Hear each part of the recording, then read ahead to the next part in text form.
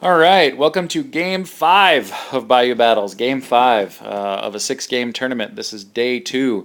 Had a good time that night, but didn't stay up too terribly late. Got a decent night's sleep. Woke up refreshed. Had a good breakfast at the local Waffle House, and came back for another 2 games of Kings of War. My first game was against Jason Johnson, who's probably one of the nicest guys you can play against. He's fantastic. He brought an army of Varanger, and it was a really well-designed army. He had a horde of the Fallen. He had a king and a chimera, represented by that demon prince back there. He had a unit of the Varanger heavy cavalry. He had a regiment of those guys. I think they had Pathfinder. Behind them, he had a troop of dogs. And then he had a horde of Bloodsworn. And he had a king or a chieftain with wings of honey maze. Then he had his 2 troops of Sons of Krogan, which I have a lot more respect for now than I did before when he deployed them. He had 2 Magus Conclaves. That's those 2 demon guys that you see there. He had a mage there, and there's his other troop. So this was another wacky scenario. So that little smiley face pink token there in front of his Varanger, that's represents like a barnyard animal. So the idea here was that we were trying to get barbecue because it's Texas. So we placed those objectives in a similar fashion to a pillage scenario where we had loot across the middle, and then we each had one objective that we placed in our own deployment zone, and the animals would run away from the unit that was closest to them at the beginning of every movement phase. So pretty much right away, like I deployed my first unit, and I'm like, crap, that thing's going to run right towards him. So I had to be very careful about my deployment so I could get as many of those guys in my deployment zone. You had to kill the animal, and then you could pick it up as if it was a loot token. And if you got it off the board, it was yours forever. And each one was worth 250 points, and those were the only points that counted. You could shoot them. You could shoot them, and that was fine. But they were nerve 8-10, but they were defense 6 because they were hard to hit and hard to get a hold of. So it was actually tough to kill them. And once they died, they flipped over and became a loot token. And the objective was to get as many of those as you could. We had one of them deployed on the far left by this ginormous house piece of terrain. And then I had mine on the right-hand side, and I deployed another one fairly smart to try to get it in front of my shield breakers. Anyway, let's see if that's in the next picture. Here's my deployment and my fatal mistake. Spoiler alert. So I have on my left-hand side to my rock crew with the Lord.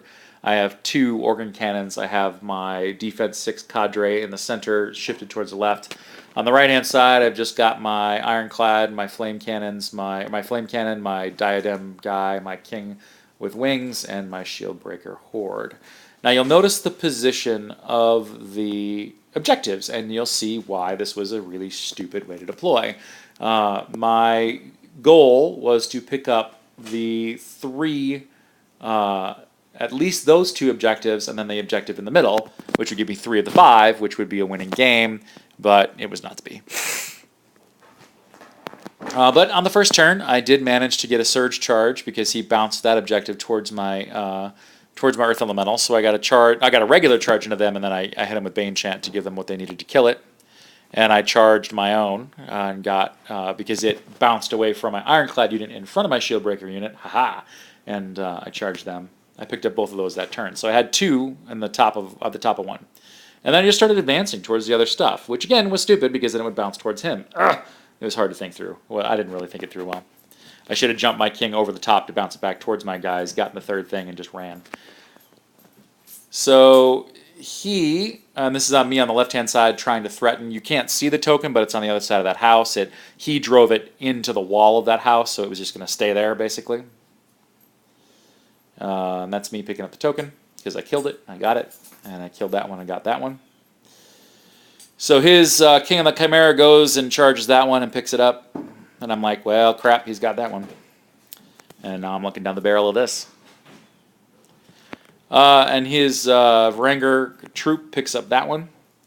Individuals can't take it, so none of those items over there can take it, but that troop of Sons of Krogan can. And that's just kind of a picture of the right-hand side. So at this point, the only battle that matters is essentially on the right-hand side. I have to go kill that unit of Varanger, Sons of Krogan in order to pick up that loot token and call it a day, protect it, and win. All he has to do is get it off the board.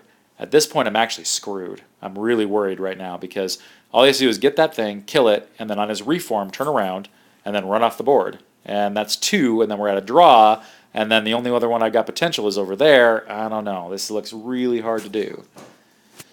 And he picks that one up, so that happened. And then over there, he killed it. He picked it up. He reformed. On my turn, I dropped my king behind that unit so it couldn't go anywhere off the board, and I advanced my guys up trying to push a trap, which was probably my best move of the game, was put my king back there. He charged my king with his king, or with his chieftain, and he tried to get that guy into the forest. I started advancing up. That's a pretty good picture. I started advancing up, and here's my plan. I'm just going to burn them down and then hopefully pick up the damn token. I started advancing. You'll see the trap set. I started advancing with my shield breakers, and I waver that unit with shooting, which is great. So I'm feeling pretty good. On this hand side, I'm just basically chaffing those guys up and doing that. At this point, I realized how bad a decision it was for me to put my Brocks over there, because I could really use them on the right.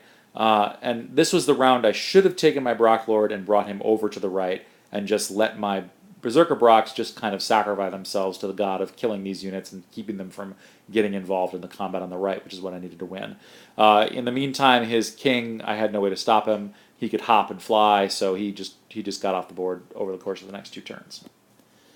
So that's me wasting my time with my Brocks because I'm dumb. And I do some shooting. I don't know. I waver somebody. Yeah. And that's just another big picture of the left. So this is my right-hand side. I see those sons of those Bloodsworn, or the Bloodsworn coming up. I understand I have a plan for them. And then he does something really brilliant, and he puts this high nerve individual War Machine shooty guy in front of my Ironclad. He puts this defense 6 guy in front of my shield breakers, such that I will have to shift over to the right when I hit him and then try to get an overrun, so I can't get to that stupid unit. You see there's a flipped over token behind my king back there. There was another loot token back there that he killed with shooting that was vulnerable to that other unit of Sons of Krogan. So I am in a bad place right now. He picks up those 2 units and gets off the board, and it is game over. Over here, just movement. I shoot these knights off the board, and he does some wounds to my Brock troop and doesn't kill them.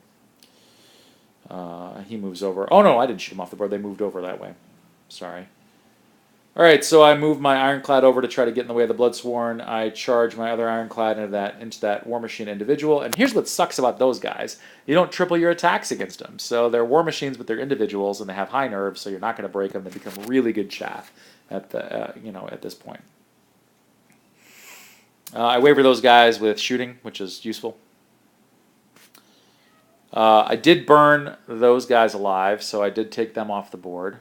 But his other troop picked it up.